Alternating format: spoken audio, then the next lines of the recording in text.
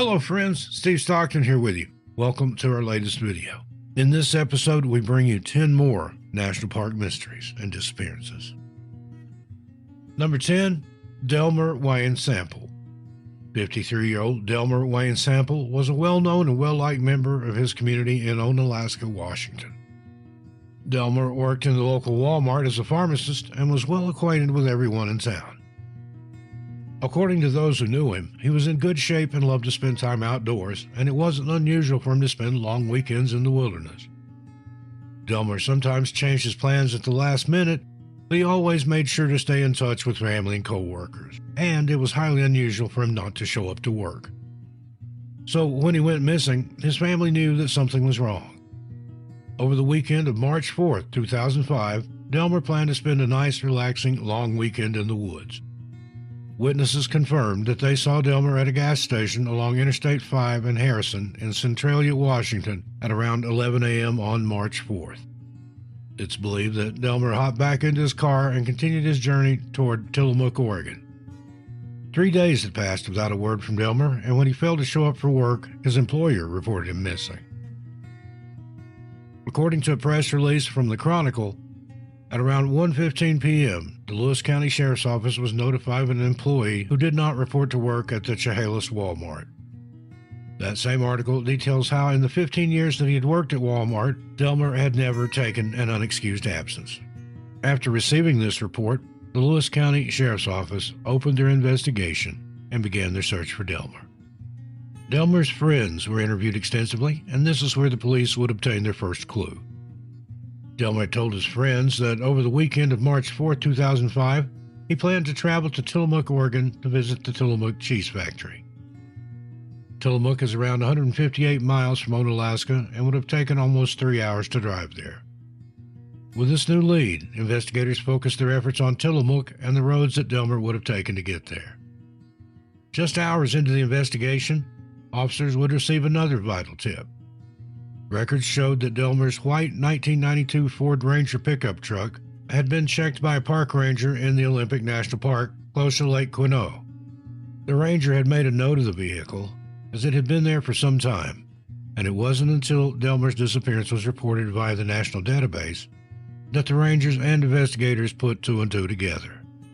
In the coming days, the Lewis County Sheriff's Office would scour the wilderness in the Olympic National Park, and 2 days after Delmer was reported missing, they would make yet another discovery.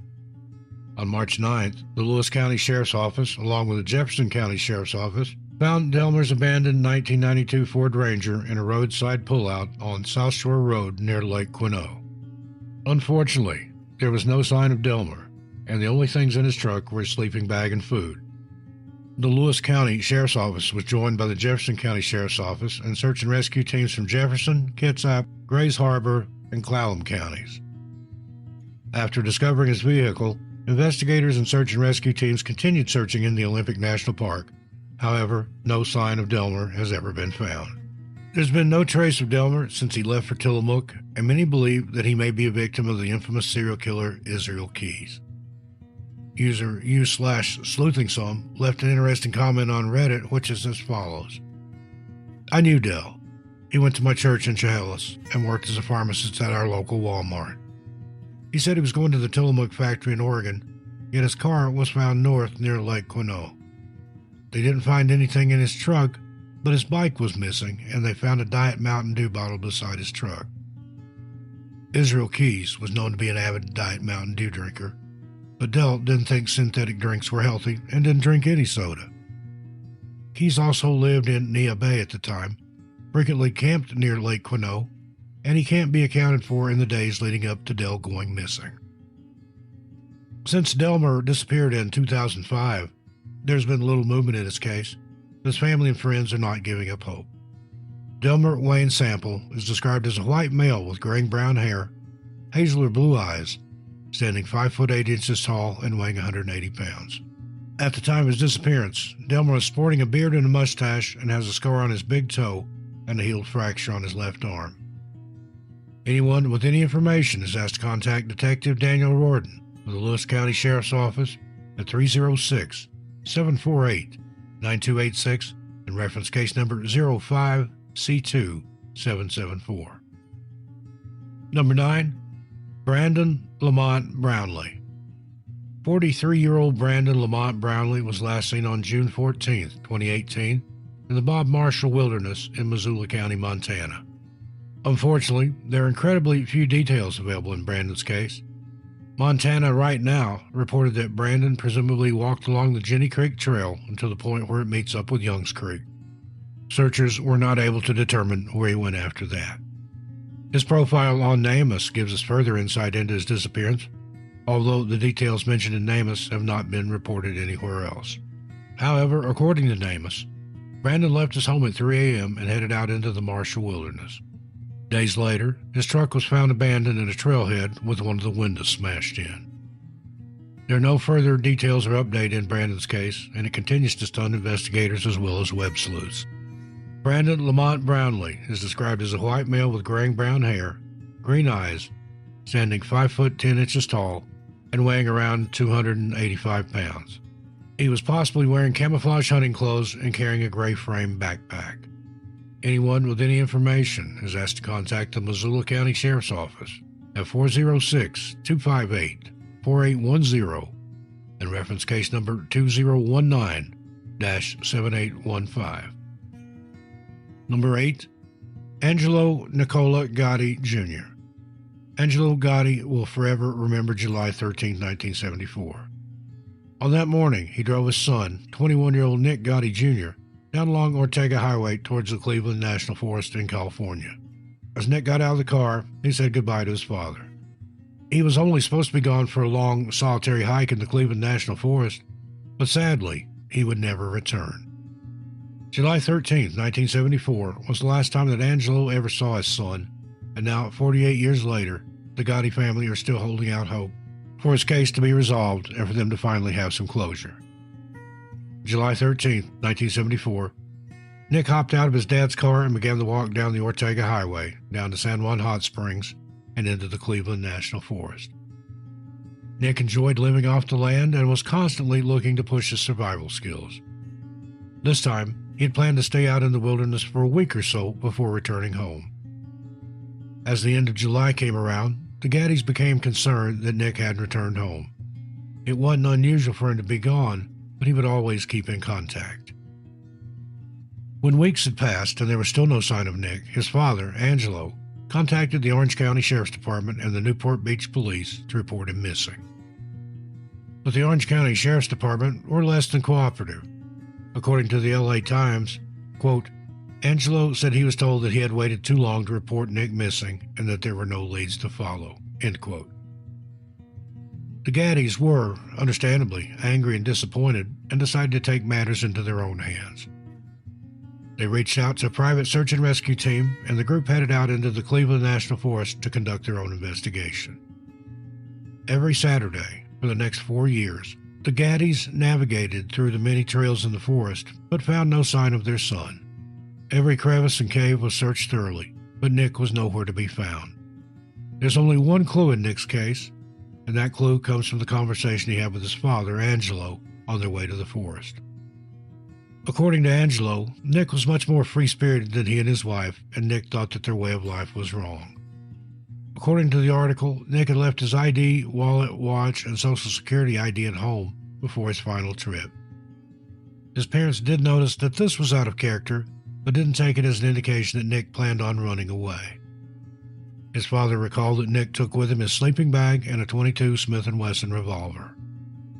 His parents also pondered the possibility of Nick being a victim of William Bonin, the freeway killer, or killer Randy Kraft, both of which were active in California at the time. There's been no evidence to link the two killers to Nick, however, and since 1974, the case has gone cold. Angelo Nick Gotti Jr. is described as a white male with reddish-brown hair, blue eyes, standing approximately 5 foot 3 inches tall and weighing about 120 pounds.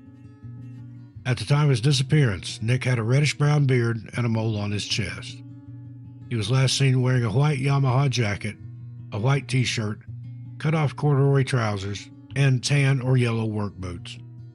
Anyone with any information is asked to please contact the Orange County Sheriff's Office at 714-647-7000 and reference case number 504-450. Number 7. Andrew Bliss. On June 23, 2002, 23-year-old Andrew Bliss was officially reported missing by his family, and, according to them, the last time they had seen Andrew was on June 20th. At the time of his disappearance, Andrew was going through a tough breakup and had been depressed. In the weeks before his disappearance, Andrew had quit his job and his mood had plummeted. After June 20th, 2002, Andrew failed to make contact with family and friends, and due to his depression and altered state of mind, they sprung into action and tried to find him. But they found no sign of him. Fearing the worst, his family contacted the authorities, and hours after the report was filed, officers in Pulaski County, New York received a call from the Sawyer County Sheriff's Office in Wisconsin. 3 days earlier, on June 20th, 2002, the Sawyer County Sheriff's Office had received a call about an abandoned 2001 gray Chevrolet Impala on Federal Forest Road 162 in the Chequamegon National Forest. The officers had run the plates and discovered that it belonged to Andrew Bliss. So what was his car doing all the way out in Wisconsin? According to officers, when they arrived at the scene on June 20th, there was no sign of Andrew, and the reports noted that the keys were still in the ignition, the doors were unlocked, and there was no gas in the gas tank. Naturally, officers in Sawyer County wanted to reunite the car with its owner, but their preliminary searches showed no sign of him. It was until June 23, 2002, when the nationwide missing person report pinged through their system, did they realize the significance of their discovery. The Sawyer County Sheriff's Office immediately contacted the Pulaski County Sheriff's Office, and the investigation continued between the two branches in different states. Andrew's friends and family were informed of the news and were shocked to hear that he had ended up over 940 miles away in Wisconsin. It was unlike Andrew to take off without warning, and he had not told anyone that he planned to visit Wisconsin or the Chequamegon National Forest. After discovering Andrew's abandoned car and realizing that he was missing, the Sawyer County Sheriff's Office, along with the Sawyer County Fire Association, United Search and Rescue, the Civil Air Patrol, the Sawyer County Search and Rescue Team, along with many other agencies, began their search for Andrew.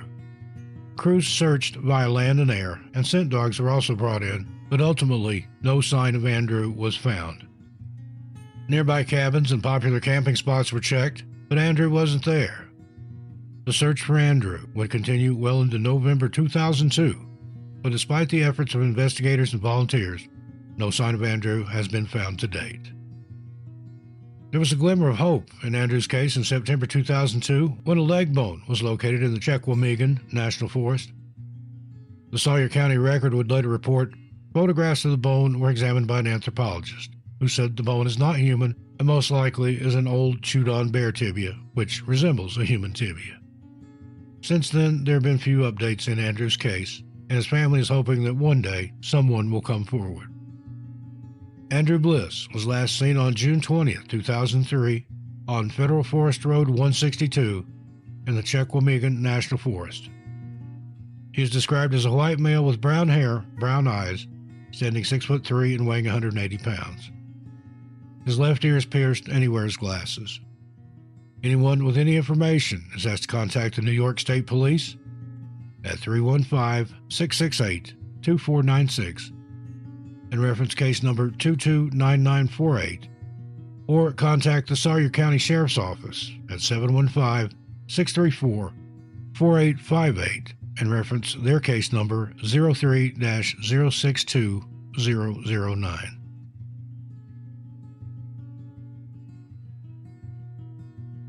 Number 6.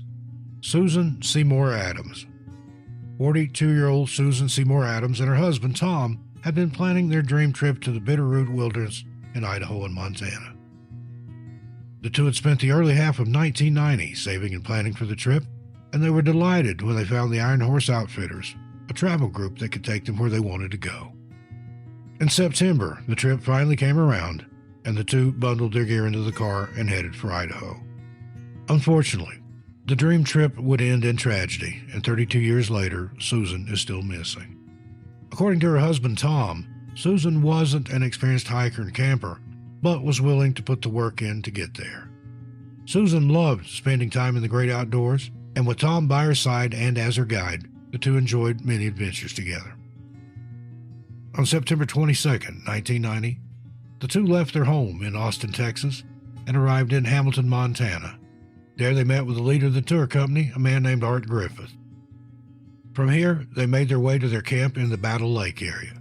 This saw them riding on horseback for 7 hours, and by the time they arrived, they were exhausted.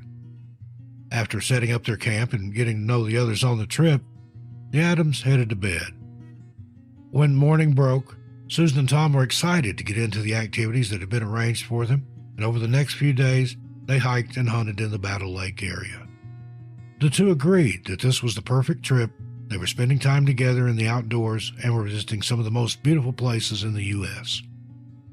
The next week was jam-packed with activities, but it would be September 29th, 1990, that would forever be burned into Tom's mind. On that day, September 29th, Tom left the base camp with a guide to go on an overnight hike. Susan had decided to stay at the base camp with another guide. Tom kissed his wife goodbye and told her that he would be back soon. Unfortunately, when Tom returned to the camp the next day, his wife had vanished without a trace. Susan was seen for the last time on September 30th, 1990, when she left the base camp in the Battle Lake area. The chef of the tour group remembers Susan telling them that she was headed off on a short solo hike to do some bird watching. The chef watched as Susan walked into the wilderness, never to be seen again. When Tom returned that afternoon, he immediately noted his wife's absence. He was told that she had gone for a short hike, but as darkness fell, he began to worry.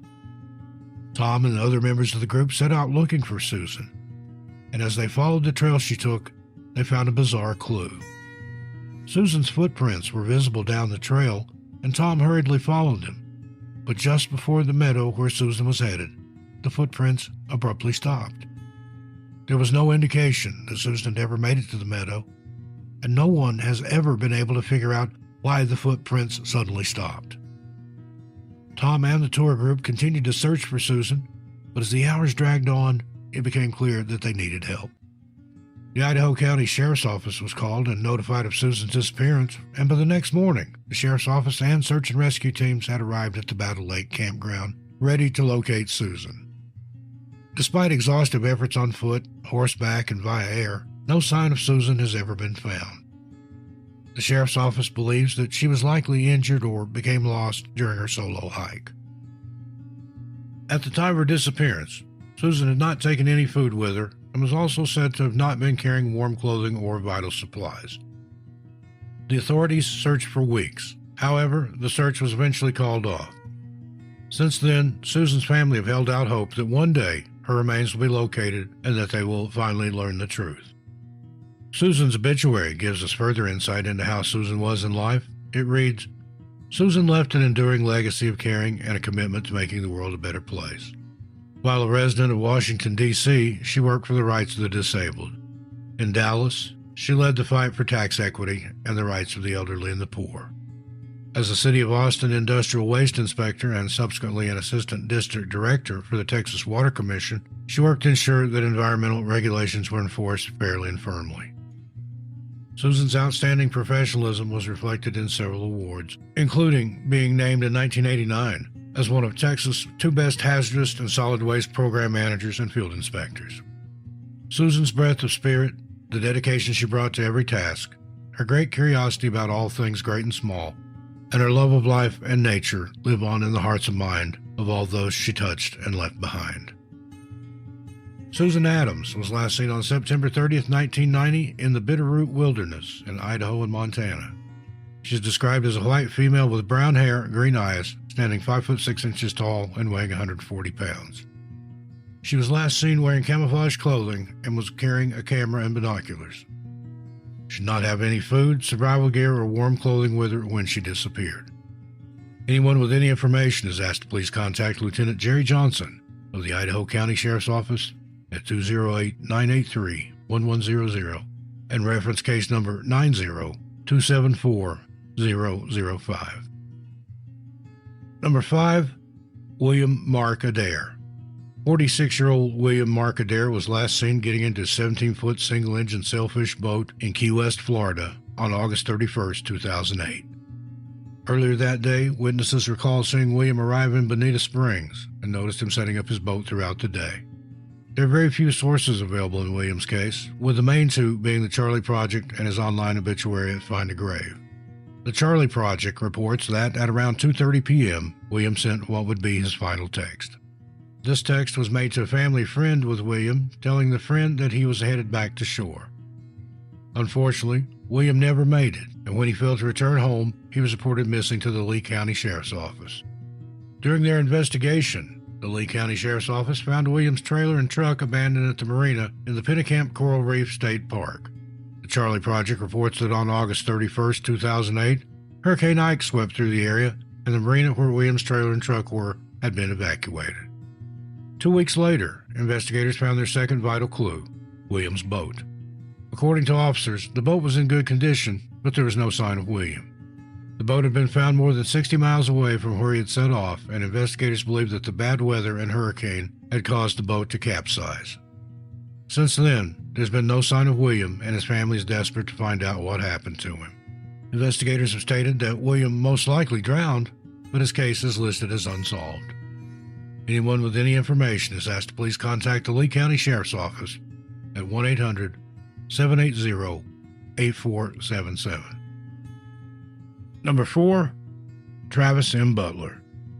37-year-old Travis M. Butler made the 1,898-mile drive from Ohio to Tucson, Arizona in August 2017. On August 1st, he checked into a hotel close to the Grand Canyon National Park, and we feel it's safe to assume that he had planned on hiking through the park. As the days passed, hotel staff noticed that Travis had failed to check out of his room. They went to his room and got no answer, so they tried to call his phone, but again, there was no answer. As they had failed to locate Travis, employees contacted the Grand Canyon National Park Service to report him missing.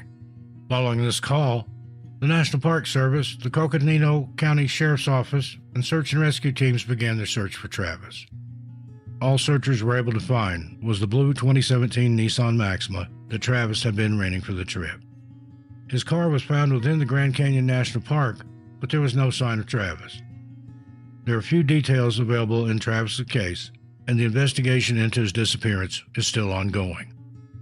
Travis M. Butler is described as a white male with brown hair, green eyes, standing 5 foot 7 inches tall and weighing about 150 pounds. Anyone with information is asked to please contact Nate Snyder of the Grand Canyon National Park Service at 928-638-7888 and reference case number NP 171-9664, or contact the Coconino County Sheriff's Office at 1-800-338-7888. Number 3, Nathan Isaac Campbell. 40-year-old Nathan Isaac Campbell had a mission. It wasn't to advance in his career or buy the sports car that he'd been dreaming of, but to find the mysterious Black Pyramid in Alaska. The Black Pyramid is rumored to be 4 times the size of those in Egypt, and those who believe in its existence also state that the pyramid is a hub for U.S. government activity. The theories range from a secret military base to a base of operations for some other secret experiments. Some believe that the U.S. government or some secret organization is using the pyramid to transmit high frequencies to control world events. People have been searching for this base for many years, and there have been a few discoveries that may give credence to the pyramid. Supposedly, in the 1990s, the Chinese government found a large pyramid-like structure deep under the Alaskan snow.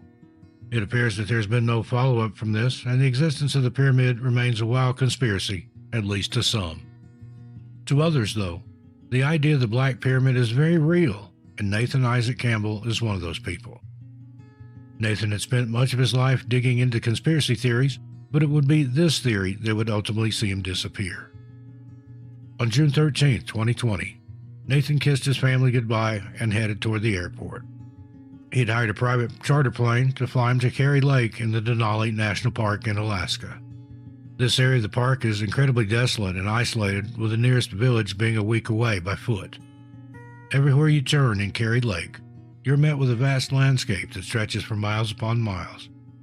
Nathan knew that he would unlikely encounter anyone in the park and made sure to pack months' worth of food and supplies. Pilot Jason Sturgis flew Nathan from Taquinta to Carey Lake, and as the two chatted during the flight, Jason felt a sense of dread wash over him. Nathan had no set pickup location and was relying on a Garmin InReach satellite device to keep him in contact with his wife and children. Nathan had agreed with his wife that he would send her a message if he required a pickup at any point during the trip. He told her that he planned to be gone until September 15th, 2020, and that he would keep in touch. Now, Nathan did keep in touch at first, but somewhere along his journey, he simply vanished.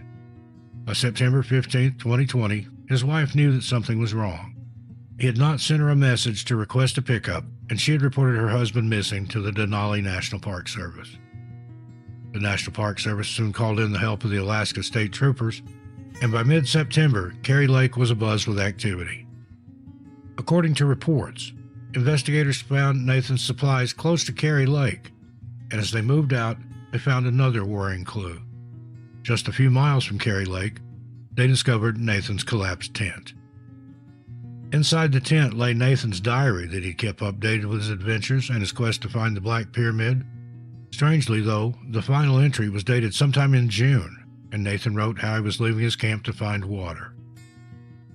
The National Park Service called in the help of search and rescue teams in the area, who flew over the Denali National Park in search of Nathan, but ultimately no sign of him has ever been found. Nathan's family are now desperate for answers and hope that one day they will be reunited. Nathan Isaac Campbell is described as a white male with reddish blonde hair, blue eyes, standing 5 foot 10 inches tall and weighing 190 pounds.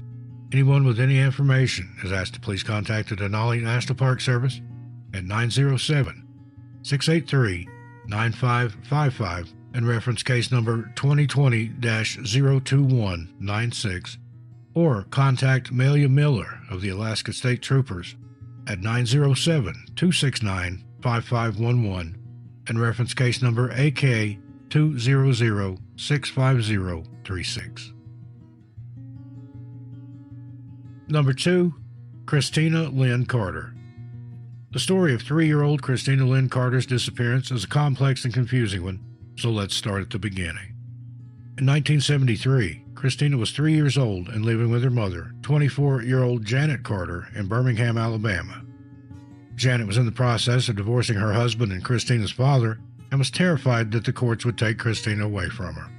Throughout the divorce proceedings, Christina's father had been petitioning the courts for custody of her.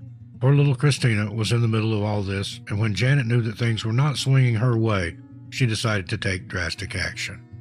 Janet was terrified that she would lose her beloved daughter, and so she took herself and Christina into hiding in the Great Smoky Mountains in September 1973. This location wasn't chosen by chance, though, as Janet had been seeing a married man who had a cabin in the Great Smokies. It's unknown how long the relationship between the two had been going on, but Janet decided to pick up sticks and run into the mountains during the court proceedings. Her family believed she had gone for a much-needed break. However, their worlds would be turned upside down in a matter of months. On October 7, 1973, the serenity of the Great Smoky Mountains was shattered when Janet's body was discovered inside a duffel bag near Clingman's Dome Road in Bryson. The coroner noted that the cause of death was asphyxiation, and it wasn't until her mother came forward a month later that Janet was identified. Investigators had found Janet, but where was Christina? The coroner estimated Janet's death to have occurred between 12 and 72 hours, and there was little evidence found on her or with her body. Investigators now had 2 lines of inquiry, finding out who did this to Janet and finding her 3-year-old daughter Christina. For months, authorities scoured the Great Smoky Mountains looking for any sign of little Christina, but ultimately these searches would come up empty. Despite a huge effort from the Hueytown Police Department and the FBI, no sign of Christina has ever been found. Janet's family hopes that Christina is still alive and well, and there are some theories out there that postulate that Janet simply gave Christina away in order to skirt the upcoming custody hearings. Janet's murder and her daughter's disappearance both remain unsolved, and an age-progressed photo of Christina is available via NEC-MEC. Janet's secret boyfriend was questioned and eventually ruled out as a suspect as he had a solid alibi for October 7, 1973. Since then, both of their cases have gone cold, and authorities are waiting for the right person with the right information to come forward. If alive today, Christina Lynn Carter would be 52 years old. At the time of her disappearance, Christina was described as a white female with blonde hair, blue eyes, standing 5 foot 3 inches tall and weighing 30 pounds. She walked pigeon-toed, and as we stated, an age-progressed photo, along with a photo of Janet, is available. Anyone with any information is asked to contact the Hueytown Police Department at 205-491-3587, reference case number 08030498, or contact the FBI's Charlotte Field Office at 704-672-6100. And finally, number 1, Stephen Michael Clark, Jr. 21-year-old Stephen Michael Clark, Jr. and 18-year-old Bert Orion Dollar were last seen in Long Beach, California on July 9, 1995. The two had set out that day for a day of exploring and camping. However, now, some 27 years later, they are still missing. Unfortunately, there are very few news reports about these two young men, and we have little idea of who they were as people. When the two failed to return home, their parents reported them missing. An investigation was launched by the Long Beach Police Department and the San Bernardino Sheriff's Department.